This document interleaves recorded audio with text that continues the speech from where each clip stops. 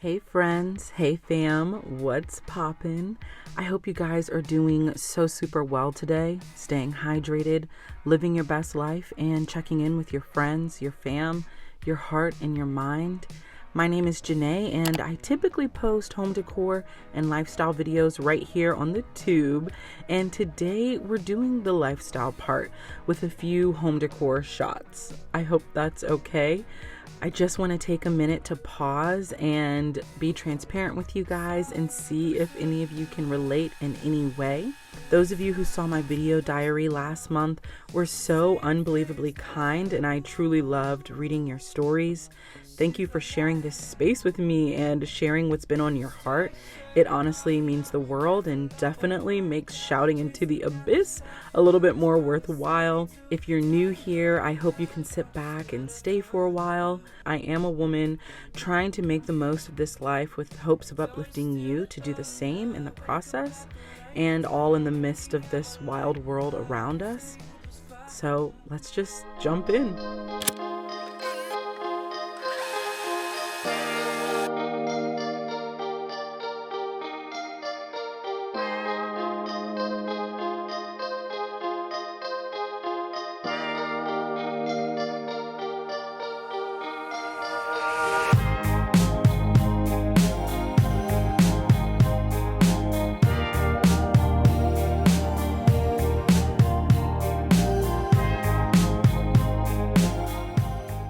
I don't usually share much about my personal life online, but I often forget that sometimes it's through storytelling and sharing that we can actually connect, help someone else pivot, or better understand our own sense of self. To get to Life After Meltdown, the title of this video, we have to take a quick detour to what the fuck led to this avenue. But to be honest, I did not see this one coming at all. I was truly just trying to mind my business. Does not work out on it.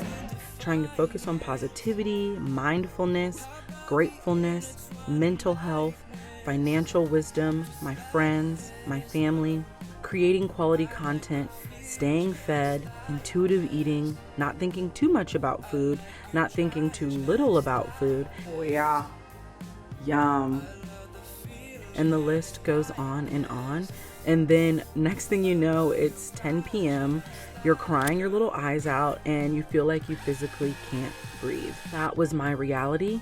And it's kind of funny how you can try to perfectly fill your days and fill your routines with all of these seemingly healthy habits, all to still end up sobbing for 48 hours straight, purely from overfilling in order to avoid, to then be overwhelmed and eventually be completely consumed. I'd love to know if this is something any of y'all have experienced. Am I alone in this?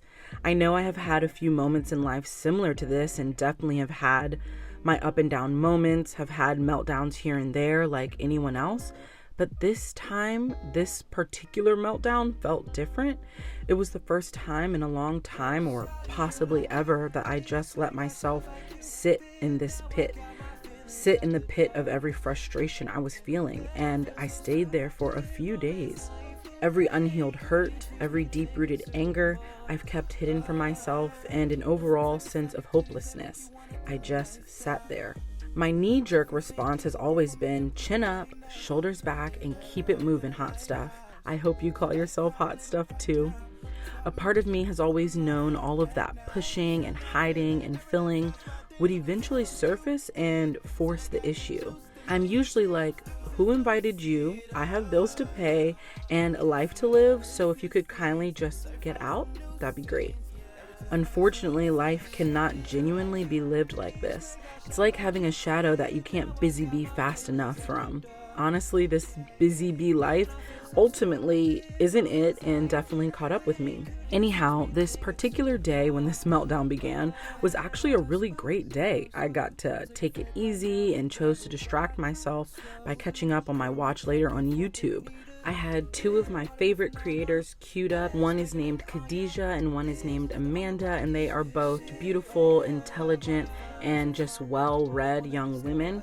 And they make video essays, and the particular ones I chose to watch this day were about why Black women, especially dark-skinned Black women, are not ever cast as the love interest in movies and in television, and also a particular video that Khadijah did about colorism in media. And both videos were phenomenal. I will absolutely link them down below and highly recommend checking them out, no matter who you are or what you look like. They were all thoughts that I've honestly kept quiet in my spirit and pushed out of my mind for years and years. Honestly, who wants to sit around and think about how they very rarely see someone with their features as the love interest in film or television? I know there are also many people who don't look anything like me who can relate. Life in my mind was just too short to be caught up in my feelings about something so much bigger than me and something that I honestly didn't have control of. So after watching these videos, I truly didn't suspect a thing. I just was happy to hear someone speak about something that I have definitely thought about many times. My night was super normal and quite enjoyable, honestly. I even managed to put away laundry before bed. I cleaned my room. Now I see this was just more filling and more distracting that I was trying to do, but none of it mattered. That shadow I was talking about earlier was lurking and ready. I turned on my TV to watch the next episode of a show I'm going through right now called Normal People. It's on Hulu and there are a lot of sex scenes. You have been warned. Anyhow, it's a show about two normal people living their lives and it's set in Ireland and it's pretty good so far, but it was the perfect setup for this particular meltdown. Honestly, any show with a white woman as the love interest would have done the job. I suddenly started feeling lonely, then an overwhelming sense of sadness that this reality for women who looked like me wasn't only reserved for television, that this reality exists off screen as well. It's a reality I've become hyper aware of, but also numb to. I started to remember how when I lived in New York, I used to play this ridiculous game on the train when I was alone. I would look at every woman's left hand. I'd look in hopes of seeing at least one Black woman's left hand with a ring on it, specifically a Black woman who looked more like me. It was honestly excessive and not a game I should have been playing. While I still saw plenty of women without rings, I was trying to see if there was any balance at all or level playing field. I started dancing with the idea that this is just how it is, and honestly, there's nothing I can do about it. Might as well just move on. I genuinely did not want to be bothered with all of the levels to this, all of the unsettled trauma that naturally comes from also being one of the only Black females in your schools growing up or in your community. Thankfully, I do have an amazing and beautiful family that I'm so grateful for, who have made it a safe space and an easy space for me to love my Blackness, to be thankful for my Blackness, and to walk boldly as a Black woman. So there isn't necessarily a sense of self-hate here, but there definitely have been underlying frustrations towards the expectations or assumptions placed on Black women that seeps into what we do and how we are portrayed. All of these thoughts were flooding to the surface in this moment, and they were uprooting a few other therapy-sized wounds on its way. So it was just a lot. While I just took my time to give some backstory, this video is not about my particular meltdown. I'd imagine that if you are here, you can relate to having these pivotal moments. You too have had a moment so real and so raw with yourself that the only option afterwards is to take it seriously. This video is more about life after these types of meltdowns. I'm not sharing this as a guide for what you should do, more so just sharing what life looked like for me afterwards and what is helping me now. I don't personally know what your exact struggles are in this moment, but I do know you're a human being and life is going to go on and you're gonna have other struggles that come, and what's important is how we pick ourselves up afterwards. Yeah, girl. Ooh, yeah. Oh, it looks like one of those Dove commercials. Praise the Lamb for this week's sponsor though, because your girl cannot live off of baked goods and smoked salmon alone. As much as I would like to, it's a no. But first, I want to thank y'all because a sponsor truly wouldn't be possible if it weren't for your kind support. So thank you, and big ups to Blue Apron for legit saving the day this week, and so many others. Not only was my body in desperate need for some genuine nourishment, my mind just needed a pause. While I love coming up with new recipes and meal planning, taking breaks is also super important, especially during times when you're feeling overwhelmed. And Blue Apron is truly the GOAT and an easy, low-stress way to get ourselves to unwind and reconnect with our minds and just be present in the moment. I love noodles. The flavor is immaculate. And the broccoli isn't mushed. Each meal comes with a perfect little guide with step-by-step instructions. You literally don't even have to use your brain if you don't want to. And y'all, this week's meals were also banging. It was honestly tough to choose a favorite because they were all full of flavor and perfectly portioned. There's so much power in just simplifying what you can in seasons of overwhelm. And for us, simplifying lunch and dinner is always a game changer and is high-key a form of self-care, in my opinion. Cooking something easy and new can help you feel connected to the present and allow you to enjoy a sense of accomplishment.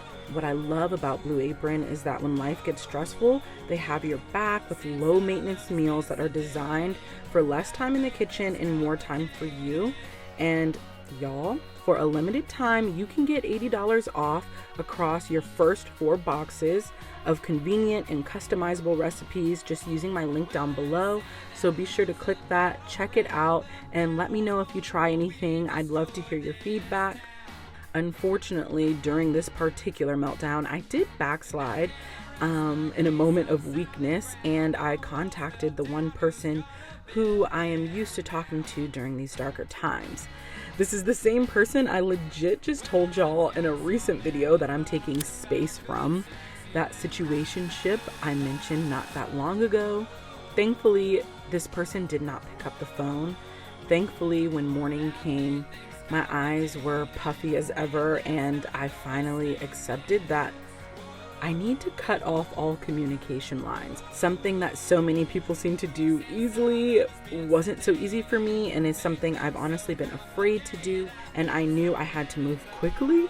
So I deleted his number, blocked his number, deleted every photo, and then every voicemail. Also, might I say, Apple was not being a down bitch and made this more difficult than it needed to be. All of the voicemails went to a sneaky folder called deleted voicemails. All of the photos went to a sneaky folder called deleted photos. I did my thing and honestly felt so proud of myself for once for sticking to my word. However, 20 minutes would pass and I'd feel the tears welling up again. This is after literally crying all night. I'd try to distract myself and the tears would just keep coming. At this point, I genuinely didn't know where the fluids were honestly coming from. I felt like a deer in headlights. I didn't know which way to go from here. I didn't really know what to do with myself after letting out all of these emotions, acknowledging all of these frustrations, all of this hurt. My natural instinct was to go on like nothing happened, but something about that didn't sit right this time. Also, the distractions I was choosing were only leading me down a path of comparison. So I turned my phone off and put it in a drawer. While our phones and social media can be a great resource and a great outlet used for good, they also can lead our minds into unsafe territory. And that's exactly what was happening. I was mindlessly scrolling, and that ends up being not so mindless after all, because every image is, and I don't have that, I don't deserve this, I'll never be like that. While I hope you don't know the drill, I'd imagine you've been here before. In this moment, I acknowledged something that I had only joked about in the past. I finally boldly accepted and acknowledged that therapy is officially a must if I want to live the life that I desire. It has always seemed so exclusive to me, but I promised myself that I would find a way to make this happen. I would love to hear any of your experiences with taking that step in your journey. If you want to share that down below, the comment section is welcome. Next, I shared what was weighing on my mind with a loved one. I honestly just let it all out and wanted to be held accountable. So I told them about this decision to seek professional help. We don't ever have to do this life alone. So I really encourage you in these moments to identify the people in your life who truly care for your well-being, and then be that person for them and let them be that person for you. Simply saying what's heavy on your heart and sharing it with someone can be so freeing and allows room for that connection, that deeper connection. Not only do you get to be heard, but it brings lies to light. We all know that it's in darkness that those lies get to fester and take stake in places where they don't belong. At this point, I honestly felt cried out and just spent. It was a weekday and I had to just let the people I work with know that I'd be taking the day off. Thankfully, I felt comfortable enough with them to say it was a mental health day. I haven't said that before, but I learned it's okay to err on the side of vulnerability sometimes. In the kind and loving responses I received, I was reminded that I am not only loved, but I'm cared for by the people who I care for so much. It forced my mind to pivot from the pit of despair, and it was more proof that trying to conquer everything on my own just wasn't it, and never asking for help also is not it. While I was still feeling pretty numb, Shelby was honestly the GOAT and kept me laughing, and we pretty much just did whatever we wanted to do for the next couple of days. We did have to get back to work, but on this particular day, we wanted to check out this bougie grocery store we had seen on TikTok that's in LA. And honestly, bougie does not even suffice. This joint was the Taj Mahal of grocery stores, y'all. And everything was so pricey. I'm talking $20 for a jar of soup pricey. That may not be completely accurate and could be an exaggeration. I don't remember, but I know I'm close. Naturally, I decided retail therapy was worthwhile in this moment while we were at this bougie grocery store. So I just bought what I knew would bring me joy. Smoked salmon, fancy bread, you name it, I was throwing it in my little basket. I'm not sure if this was the wisest idea, but I had no regrets and we legit never go anywhere, so it was fine. We then came home and did a deep dive into the world of celebrity documentaries. If you have not done this before, I highly recommend it. We started with the Billie Eilish documentary, which was so good. If you haven't seen it, please watch it. Her obsession with Justin Bieber that we learned about in the movie then left us no choice but to start Never Say Never next, low-key a classic in my book. We sat wide-eyed on the couch watching Big E's new documentary on Netflix, also a goodie. Lastly, we watched Katy Perry's documentary, and I honestly forgot she had so many bangers back in the day. This all may seem super silly, but it was just really nice to have my mind taken off of everything I'd been feeling for the last 48 hours. And I'm not sure what happened to me after watching these documentaries, but I could not stop listening to Katy Perry's Teenage Dream album for the rest of the week.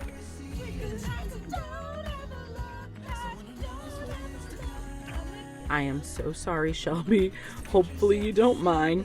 Anyhow, while I continue to feel like a plastic bag drifting through the wind, wanting to start again, all of this dancing, singing, and baked good consumption was doing wonders for my soul.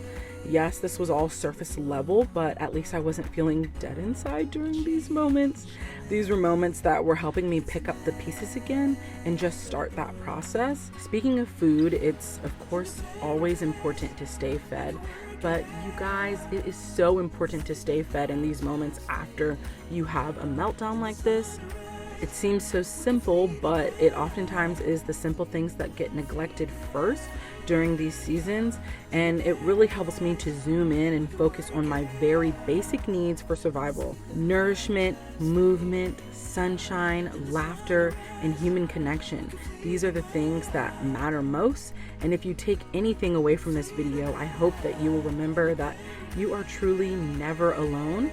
Your challenges are valid, your frustrations are allowed to take space, and you are worthy of love. Even more importantly, when you are at your lowest, it's okay to just focus on the necessities. Of course, we all have responsibilities and those still need to be tended to, but please take a minute to decide what can be moved around on your plate, what will give you some sense of relief. If you need to ask for help, do so. Whoever you are asking is also human and cares for your well-being. In order for you to continue being there for others and to have the bandwidth to help those around you, you have to take care of yourself along the way. You have to take these moments of refuge and stepping back. Remove the excess and focus on the basics. For me, the basics were remembering to eat, to move my body. I always think that I don't want to move my body, but I always feel better once I start, even better once it's over, honestly. Another basic was legit just leaving the house and getting some fresh air. What did we do? We drove to drive. So we went on a drove. What? We looked up the best scenic drives in like LA, and so we're on one of them. Yeah. Shelby found an amazing scenic drive for us to go on, and we just jammed out and drove. So now, might as well get another round.